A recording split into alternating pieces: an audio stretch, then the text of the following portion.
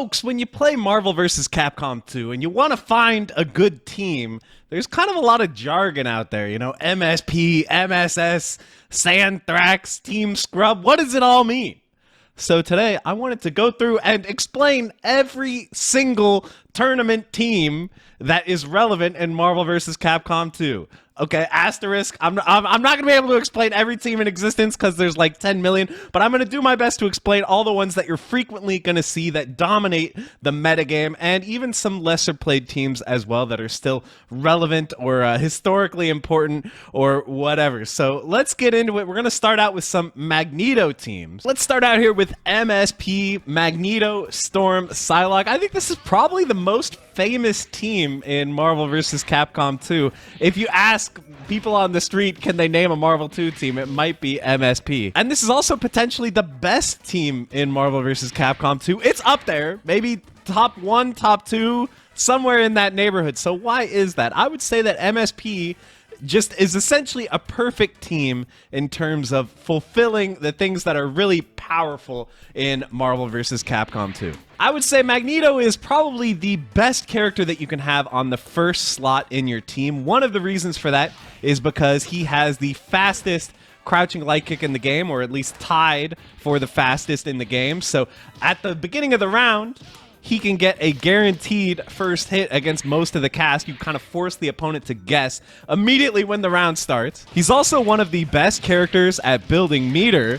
He has his infinite, which builds meter super fast. He can also do stuff like this, whiffing to build meter, similar to Storm, which you'll see later. And a very common team setup in this game is you want your first character to be able to build a lot of meter, and then you want your second character to be able to spend a lot of meter. And Storm is really good at spending meter because she has Hailstorm. This is a completely safe super that will snipe out their assists. So yes, Magneto is very, very fast with some of the best combos and mix-ups in the game. One of his only downsides, he doesn't really have many downsides, but one of them is that he's not that good at hit confirming off of hits into combos. You can see he can't do a launcher after doing 2 ground attacks first. So Psylocke is a very good assist for helping Magneto with this problem. You can call Psylocke behind your attacks and essentially get a free combo. And another good thing about Psylocke is it's going to go through a lot of the opponent's stuff. Anti-air assists in this game tend to be very strong, and this is one of them. And then Magneto has like this full screen dash,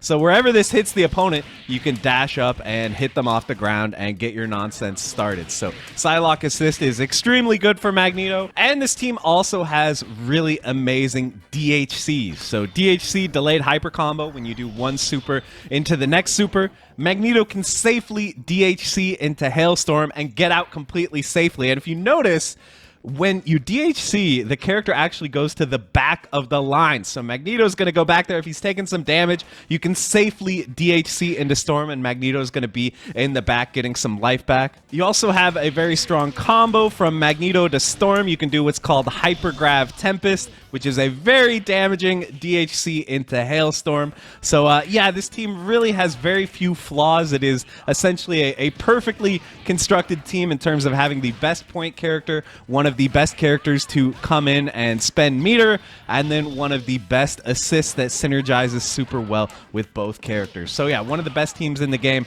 MSP. Next up, we have the other MS team here that's really popular, MSS, Magneto, Storm, Sentinel. So obviously, one of the big advantages of running this is that you don't have an assist-only character. You know, Psylocke is not the best character on point. You're basically only running her for her assist.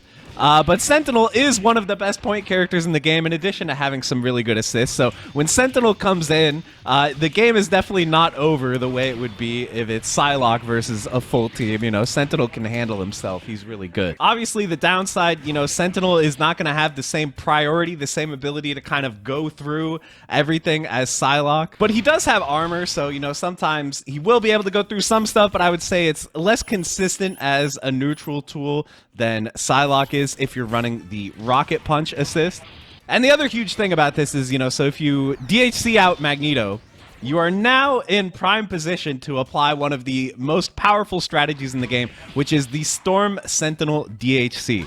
So if you land a combo with Storm, you can DHC into Sentinel, And as you can see, the damage from this is just outrageous. You can spend multiple meters with Sentinel to do like guaranteed 100%. You can do even better combos in the corner. So yeah, Storm Sentinel DHC is one of the most powerful and abusable tactics in the game. You'll see a lot of top tier teams we're going to look at later are built around this strategy of Storm Sentinel DHC because the damage is just outrageous. So you have that combined with obviously Magneto, like I said, being probably the best point character in the game. This is a really good team, but again, the downside of not having an invincible assist, having to rely on Sentinel assist versus Psylocke is a bit of a weakness, but still this team is extremely strong. Next up, we've got Team Rotron, named after the player named Rotron from back in the day. This is Magneto Cable Sentinel. So yeah, you can see the basic idea is once again in play. Magneto is going to build all the meter, and Cable is really good at spending meter because of his Air Hyper Viper beams. So we don't have the Storm Hailstorm to chip the opponent out. Instead, we have the Air Hyper Viper Beam to combo into itself and deal massive damage if you have a ton of meter. Once again, I usually see this team run with the Rocket Punch assist, so that's going to set up your Magneto combos, as well as being super easy to just like full screen confirm into Air Hyper Viper Beam. The Sentinel assist will actually hit them full screen. So yeah, that's pretty nice as well. Super easy confirm there. Some other really nice aspects of this team. Cable assist is a pretty good anti-air. It's not really as effective as Psylocke for like going through everything from half screen, but you can combo off this if you are fast enough, although it's a little bit hard. Also, if you're in a Cable Sentinel situation where Magneto dies or is in the back of the team or whatever, Cable Sentinel also have a really good DHC here. As you can see, the very similar to the Storm Sentinel DHC, so you can bring Sentinel in easily that way. Also, Cable Assist is really nice for playing as Sentinel. This is something I'll talk about more later, but Sentinel really likes anti-air assists that reach high up on the screen because Sentinel is usually flying for a lot of the rounds, so this really helps him control that airspace and keep the opponent locked down while he's flying, and helps him win neutral that way. But there is one major downside to this team that I kind of think keeps it from being on the same level as MSP or MSS, and that is that Magneto into Cable don't really have a good DHC. You don't have that Hailstorm, so you can't do Hypergrav Tempest into Hailstorm like you can with Storm. And also, if Magneto starts to get low, you're in a bit of an awkward situation where DHCing out is kind of tricky. You can use this to try to DHC safely, but that's punishable by certain things like Air Hyper Viper Beam or Magneto closing the gap really quickly. And then just trying to safely DHC like this is just a death sentence. It's really unsafe on blocks, so you really need to get kind of lucky or get a good hit to get Magneto out of there when he starts to get low. So Magneto Storm, I think, is definitely more optimal than Magneto Cable, but Magneto Cable has some upsides as well, like access to this assist and access to the looped Air Hyper Viper Beam. So this team is definitely still really good, just maybe not on the level of MSP. All right, our last Magneto team is also our first Iron Man team here. We are looking at Team Combo Fiend, Magneto, Iron Man, Sentinel, and actually sometimes I see this run with Sentinel first. Sentinel, Magneto, Iron Man. You know, I think just if you feel that you have a better point character matchup with Sentinel, you can run it this way. And this team will run the Drones Assist instead of the Rocket Punch Assist I was showing before. Drones Assist is really nice for like almost every team in the game. One nice thing about it is it's kind of a pseudo anti-air because it comes from behind your character's head. Sometimes this can interrupt the opponent when they're trying to get in on you, and this kind of just wins you neutral. Like, this will just go all the way across the screen, and it's like, okay, it's my turn. And for Iron Man, this is really important. Iron Man, his biggest weakness is probably his neutral. Compared to a character like Magneto, he's definitely not as fast, he's not as easy to get in and start mixing up with, so having these drones here to allow him to get in and start mixing up is really important. And of course, one of the things that we all know about Iron Man is that he has the infinite, right? This is like maybe the most famous thing in Marvel 2 at this point. This is like one of the primary incentives for playing Iron Man is to get this infinite and kill the character on incoming, because what happens is you kill one character and then you can do what's called a guard break on the next character where they actually can't block that. This incoming right here is truly unblockable. So Iron Man can kill a character, unblockable the next character, to go into the infinite again and kill the next character, unblockable the third character, and then you've killed the whole team. So Iron Man 300% combos are one of the main things that make the character top tier. But you know, like I said, it can be a little bit hard for Iron Man to actually get in and get that first hit and set up the infinite. So that's one of the reasons why this team is so good. So you start the game with Magneto, who's amazing at round start, really good mix-up. You know, he's going to get that first hit. You're going to do as much damage as you can, and then you're going to bring in Iron Man with his super to try to kill their character. And then sure enough, the next character comes in and gets guard broken. So that's the game plan with this team. Get a hit with Magneto, DHC to Iron Man, and kill their whole team. So again, you are running into the issue where you don't have an invincible anti-air assist. You have Iron Man anti-air, which, you know, it can be good for some combos, but it's not really holding things down the way that, say, Psylocke or Cyclops is. So you do have that problem, but again, you have Drone's assist, which is really nice in neutral. And, I mean, you have Magneto and Sentinel, which are two of the best characters in the game, along with the potential for Iron Man 300%. This team is not seen that much these days due to the flaws that I mentioned, but it's still really, really good. Next up, we have another Iron Man team, Iron Man Sentinel Cable. I've seen this team called Team Fat Toy. That was an old school player who played this team. One major disadvantage that this team has over Team Combo Fiend is that we're starting Iron Man. So, you know, Iron Man is going to have a harder time getting that first touch and setting up that infinite for himself. But there are some major advantages that this team has over Team Combo Fiend. One is now we finally have a safe DHC.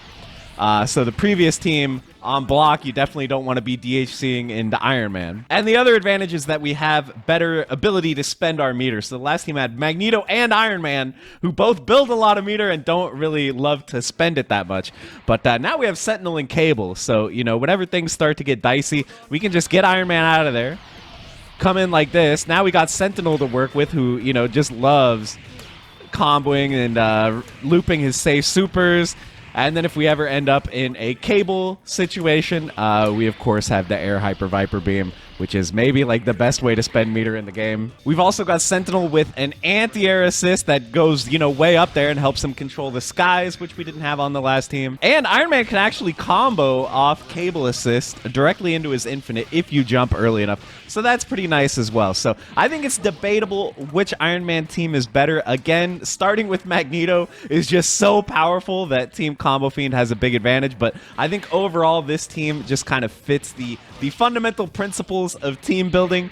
You just kind of have to be a god with Iron Man, like someone like Josh 360, to really make this team shine to its maximum potential. All right, we talked about the Magneto teams, we talked about the Iron Man teams. Let's talk about the Sentinel teams. First up is going to be Team Santhrax. This is named after Sanford Kelly with the handle Santhrax, and this is Sentinel Storm Captain Commando. So Captain Commando assist, I think, is probably the best assist that you can use with Sentinel. As you can see, it reaches all the way up to the top of the screen, so this is really, really good for helping Sentinel when he's flying around. You can also use this in combos, and like, just look at the damage. Yeah, the damage on Commando assist is insane. It doesn't take very many Commando assists to just straight up kill a character, and it's not fully invincible, but it still goes through like basically everything, it feels like. So this team actually has two configurations. You can start with Sentinel and kind of play it as like more of a keep away zoning team where you're going to be, you know, spitting at them, knocking them away from you with Commando assist, you know, using your flight mode to rush down when you have a good opportunity, but you really don't need to overcommit. Sentinel has so much HP and so much control of the screen combined with Commando assist that this is just really ridiculous. Or you can do the Storm start, where your goal is essentially going to be build as much meter as you can, you know, again, land those Commando assists when you can to get people off you, but then you're going to be looking for those Storm Sentinel DHCs. So that is one of the primary advantages of this team. You have access to the Storm Sentinel DHC, and of course, even starting Sentinel first, you have a safe DHC the other way into Storm. So yeah, this team's DHCs are really, really good, but it does have one downside, which is that you're playing Captain Commando, right? So again, if we compare this to teams like Team Rotron, Team Fat Toy, Team MSS, where all three characters are viable, this team definitely has one character who is not viable. It is really, really hard to make Captain Commando comebacks. So that's just kind of the life you're living with. You're trading off the overpoweredness of Commando Assist in exchange for a character who is not particularly good. So yeah, despite Commando being bad, I'd still say this is potentially the best team in the game, or maybe top 2 along with MSP. It's just so strong having that Storm Sentinel DHC and having Sentinel combined with the best possible assist for helping him win. So yeah, Santhrax, really, really good team and really great if you want to play Sentinel. Next up, we have a very similar team, which is Team Matrix, Storm Sentinel Cyclops. Again, it's just the same team, but with Cyclops instead of Captain Commando. But you would be surprised how much that assist kind of changes the philosophy and the playstyle of this team. So this team is almost always played with Storm first. I don't really see Sentinel first on this team. And the reason for that is this is much more of a rushdown focused team. So you're not really going to be aiming for, that Sentinel keep away annoyance stuff that I talked about before, because now you have Cyclops assist, which is a really good assist, don't get me wrong, and it is very invincible, but the issue with this assist is sometimes it's just a little awkward compared to Commando. Like, oftentimes this assist will kind of hit in weird ways and you won't get a combo off it, or like weird stuff can just happen, and it's not as consistent as Commando assist, which is just one massive hit that gives you full damage. You're kind of relying on Cyclops hitting in like just the perfect way to get you a combo. And again, at the top of the screen, yes, this does go all the way up because of the little projectile that Cyclops shoots out, but that one projectile is not doing very much damage compared to Commando assist, which does massive damage no matter where they are on screen. But the big advantages of this assist, like I said, if it hits perfectly, you do get a combo off it, which is really huge for a team that is largely oriented around landing the Storm Sentinel DHC. And in the corner, Cyclops assist is very broken and very abusable. First of all, you're going to have a lot fewer situations where you only get a certain number of hits and you don't get the combo, because the corner is basically going to fix that for you. It's going to let you combo off this assist much, much easier. And the block stun of this assist is very, very good. You can see because it's multiple hits, you can lock the opponent down with this and go for mix-up while they're stuck blocking, so that's really good. And with Sentinel especially, you can do stuff like this, and like it is just so hard blocking Sentinel while you're having to also block this Cyclops assist that locks you down forever. So for mix-up and lockdown and chip in the corner, Cyclops assist is very, very powerful. But again, I think Commando assist is going to be preferable for most people, but this team does have one other advantage, which is that Cyclops is a somewhat decent character on point. Compared to Commando, Cyclops is significantly better. He can easily combo into his super, he can jump around and build meter with his jumping heavy kick, which is a really good move. He has some annoying projectiles, so yeah, Cyclops, he's not like Magneto Storm level, but he's a somewhat solid character who is much more adept at making comebacks than someone like Commando. So that is one advantage of this team, but overall I would say Team Santhrax is better because you have the Commando assist, because you have more versatility with which character you start with, but this team is definitely still good, and this is, the team that Justin Wong wins with all the time. I think Justin won like 10 billion Evos with this team. So yeah, this team is definitely still viable. I think it's just a little bit more difficult than Santhrax. Next up, we've got Team Scrub. Of course, this team is called Team Scrub because even a scrub can win with this team, and I think that's pretty true. This team is very simple and easy to play. Cable, Sentinel, Commando. It's pretty straightforward. You've got Commando assist to keep them away from you. You can spam all kinds of projectiles and annoying stuff with Cable, keep them far away. To me, on paper, this team just has a ton of stuff going for it. You've also got that great DHC I was talking about earlier into Sentinel. We've got Sentinel with Commando assist, his favorite assist, which is really good. And now you've actually got double anti-air assist because you've got Cable assist as well. But I don't know how useful that is when you have Commando. But in case Commando gets low on life or something, you have access to both. But I would say this team really has two flaws that kind of keep it from getting to the level of MSP or Santhrax. Maybe three flaws. First of all, again, you have Commando, so if Commando's the only character left, that's really bad, but of course that's true for Santhrax as well, and that's a broken team. But more importantly, I would say is the fact that, Cable is your point character. He's coming in with only 1 meter, and Cable really loves meter. All the teams so far, Cable has been the second character, so having him on point is a little bit less desirable because you're not going to be able to spam those air hyper viper beams. And the other thing is that Cable is kind of getting like bullied out of the meta a little bit by Magneto. Magneto is so popular and so overpowered and gives Cable a really hard time. Because Magneto is so fast, he can dash under all these projectiles and everything and get in on you really instantly and just kill Cable. So, yeah, it can be a little bit scary playing this team against a really good Magneto. But again, if you are a newer player, a lower level player, this team is so easy to pick up and play. Just spam your assists, spam projectiles, look for those air hyper viper beams, DHC out Cable when he gets low. You have a safe DHC into Sentinel, and once again, just spam commando assist as much as you can. So yeah, Team Scrub not quite on the level of the more meta broken teams due to that Cable start issue, but still a really good team. All right, next up we have Team Duck, named after Duck Doe, who won EVO with this team. This is a Spiral team. Spiral is a pretty uncommonly played character because she's considered pretty difficult to play, and she also really relies on Sentinel assist. So you can see that's the reason why we are running Sentinel here, is because we really want that assist. The main strategy with this team is to use Sentinel assist to lock the opponent down and give you time to charge up these swords, which you can use to really annoy the opponent and cover a huge amount of screen space, chip them down on block. You can also do stuff like using Spiral Standing Heavy Punch, which is a very long-lasting move. You can combine that with Sentinel assist to lock the opponent down a ridiculous amount. And we have this Cable assist as the emergency anti-air. If the opponent is getting in on all your zoning, you can call Cable and get them off. And this also has the really good side effect that Spiral is not a meter-hungry character at all. She just builds 1,000,000 meters by doing her basic game plan. And then we have Cable, who loves meter and can spend all that meter on air hyper viper beams. Ignore the fact that I missed my Tiger Knee there. But what are the downsides to this team? Obviously, like I talked about, Spiral is a very difficult character. I think she is very powerful. She has the potential to compete with the top tiers like Magneto and Storm, the god tiers, I should say. Spiral's pretty top tier in her own right.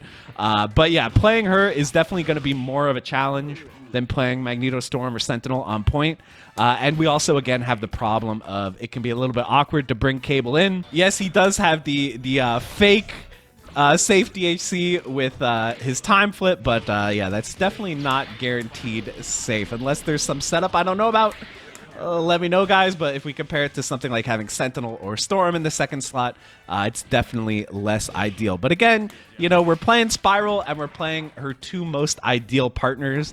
I think this team works out really well, and there's a reason why this team won EVO. So if you really love Spiral and are dedicated to playing her, I think Team Duck is the way to go. All right, and one more kind of specialist team here is going to be Team Clockwork, again named after Clockwork, the player and now game developer. This is going to be Strider Sentinel Doom. So this is the first appearance of Doom on the list. Despite being a relatively solid character with some weaknesses on point, the main reason that we're running him on this team is because of his Doom Rocks assist, which, as you can see, just does insane chip damage on block. It's truly ridiculous how much this does if blocked from up close. So the main goal of this team is essentially you want to utilize Strider's Ouroboros super, which is a very strong super that will lock the opponent down for a long time. You combine this super with Dr. Doom's assist and deal just insane damage, and you're going to build that meter back up by landing combos or just by utilizing the attacks to lock the opponent down and use that to apply Ouroboros again, and then we'll just go for this again and deal huge amounts of chips. So yeah, this is a really highly chipping team. That's kind of the main strategy, but you'll land random hits as well with your mix-ups with teleport and stuff like that. Sentinel drones again is just really good. You can use this in conjunction with teleports to create mix-ups, and then of course, as always, you have a safe DHC into Sentinel. You can also run this team Sentinel Point, because then you have a safe DHC into Ouroboros. It just depends on the starting matchup. So again, we have the downside, no anti-air assist. Dr. Doom is technically an anti-air assist, but, it's not going to go through a bunch of stuff. And again, as Sentinel, we don't have like an assist that goes up like this, which Sentinel really likes. So those are some issues, along with Strider being a difficult character to play with very low health. He dies quickly, but, in the right hands, this team can just do so much massive chip damage and become a huge problem. So, yeah, this team is definitely good. And maybe not on the level as the most broken teams, but yeah, it's definitely really strong for kind of an off-meta team. I can't believe I'm saying that about a Sentinel team, but it is what it is. All right, finally, we're going to look at some low-tier teams. So these teams are, they're not really like winning majors or anything. You won't see them at the top of any EVO leaderboards, but the people who popularize these teams have put in a ton of work and gotten some pretty impressive results, considering how much more broken the top tiers are than the mid tiers and low tiers in this game. So first up is going to be Team VDO. This is Rogue, Colossus, Ken. So in a way, Rogue is kind of like a mini Magneto. Because she has this dive kick, which does hit overhead. It kind of feels like it shouldn't hit overhead, considering how quickly you could do this off the ground. But yeah, she has pretty annoying mix-up due to this dive kick. She also has an air dash that only goes forward, so she doesn't have an 8-way air dash like Magneto and Storm, but still having an air dash is pretty good. And in a way, this team kind of follows the same team-building principles as like MSP, right? So we've got Ken in the back for his really good anti-air assist. This is one of the most invincible anti-air assists in the game. It'll go through all kinds of stuff. And then Rogue in the front is going to be your meter building character. You're going to be rushing the opponent down, pressuring them, building up a ton of meter as you do it. And then Colossus, it might not seem like it, but Colossus is actually a pretty decent meter spender because he has this power-up assist. So when he's powered up like this, he has infinite armor, so he can just go through everything, which is really, really good, and makes up for the fact that he is a rather slow and clunky character. Although his dash is surprisingly fast, but yeah, he can armor up and he can get in and start to deal big damage. By doing just a combo like this into super, you can do pretty ridiculous damage with this character, and yes, his mix-up is rather weak. He doesn't really have a way to high-low you or anything. But wait, we've actually got Rogue throw assist, so we can actually use that to create mix-up and use that to combo into his massive damage. And also a fun little trick with Ken, you can use Rogue assist to combo into Ken's infinite if you have your back in the corner. So that's pretty fun too. So again, this team is definitely not on the level of the Ultra Omega top tiers, but VDO has put in some pretty impressive results in tournament, and this team is really fun to play and has some good synergy between the characters. Next up, we've got Team Z, named after Mike Z, and this is going to be a Juggernaut glitch team. So we apply the Juggernaut power-up, we tag him out, and now he is permanently powered up, including his assist. So, yeah, we have Dr. Doom here, who synergizes really well with Tron Bond assist. You can use that assist to add on a bunch of damage. Tron is really good with Doom assist as well, because you can use the Doom rocks to make her drill safe. And, yeah, if you do this in the corner, the chip damage just starts to get out of control. I mean, look at how much that was on block. Also, Tron Juggernaut has some good synergy as well. You can do stuff like that. Let's reset him. And yeah, dead character. So yeah, this is a very highly synergistic team, and just having Glitch Juggernaut on any team, is going to be pretty good. Big downsides of the team, besides the fact that you're playing non-top tier characters, are the fact that against top tiers, going for the Juggernaut glitch is kind of risky. I mean, you have to raw tag, and then, they're going to just, like, murder you because they're playing top tiers that can do infinites and touch of deaths and stuff. So, yeah, it can be a little bit dangerous going for that raw tag, but if you're really, really tricky about it, this team can be ridiculous. This team also has really good DHCs, by the way, which is very helpful. And, yeah, the damage is out of control. So, yeah, you can see why this team is able to be competitive despite playing mid-tier / low-tier characters because of the Glitch Juggernaut, because of the synergy. Pretty cool stuff. Another Glitch Juggernaut team here, Team Dow. This is going to be Juggernaut BB Hood Omega Red. So you want to Glitch Juggernaut up, bring in Omega Red, who's a pretty solid character in his own right. He is going to be your meter building character. Omega Strike, when combined with these assists, is just ridiculous. Yeah, we have Juggernaut Rush Punch assist, which just does like infinity damage. You can pressure the opponent with BB Hood assist plus Omega Strike. You can also use Omega Strike for cross-ups, like go through the opponent like that, get a combo off it. So yeah, Omega Red is going to be in there building a ton of meter. And then you have BB Hood, who, yeah, we got the BB Hood Juggernaut team hyper combo. When Juggernaut is glitched, this is pretty much a guaranteed 100%. So yeah, this is another strategy that is pretty abusable. Again, these aren't exactly top tier characters, although Omega Red's pretty solid. But just the synergy of BB Hood plus Juggernaut for the team hyper combo, and then Omega Red with 2 assists that he really likes, ends up being pretty good. So yeah, that's Team Dao, named after a Japanese player named Dao. I think that's the name that people call this team. Again, let me know down in the comments if I'm wrong about anything in this video. And finally, I want to talk about Team Anakaris Curse. So yeah, this is from a player named Anakaris Curse. And as you can see, you know, we're playing Anakaris. And at the second slot, I've seen Anakaris Curse mixes up a lot. I've seen Ruby Heart, I've seen BB Hood, I've even seen like Sentinel and Storm. But the character that we really care about here is Anakaris with this Sansan assist. So yeah, Anakaris is a very tricky character to play. You know, he's got the fast high-low with his dive kick, which again, similar to Rogue, is an overhead. So he can mix you up fairly effectively. But the main gimmick of this team is that you want to land the curse, where you curse your opponent and turn them into a little doll, and they cannot block in this state. So this is essentially an infinite, where you do this, and they can't block, so you can just launch them again. And they can't block, so you can just launch them again. And assuming you don't drop the combo, like I have a few times here, this is essentially an infinite, as long as you don't screw up or, you know, get unlucky with the way their doll jumps at the right moment or whatever. Yeah, this is essentially a true infinite. So, and Sansan assist is pretty decent in its own right. You know, we can combine it here with Ruby Heart to send the opponent away and then start pressuring with Ruby Heart's amazing screen control and lockdown. So, yeah, the Anakaris gimmick, if you want to call it that. Again, I don't think it's quite on the level of someone like Magneto, but still really cool, and I feel like this character has just gotten more and more developed in recent times to start to be considered pretty solid in his own right. So, yeah, that's going to be the last team I talk about. I know you guys are going to leave a ton of suggestions in the comments for teams that I forgot. Maybe we'll do a follow-up video to this.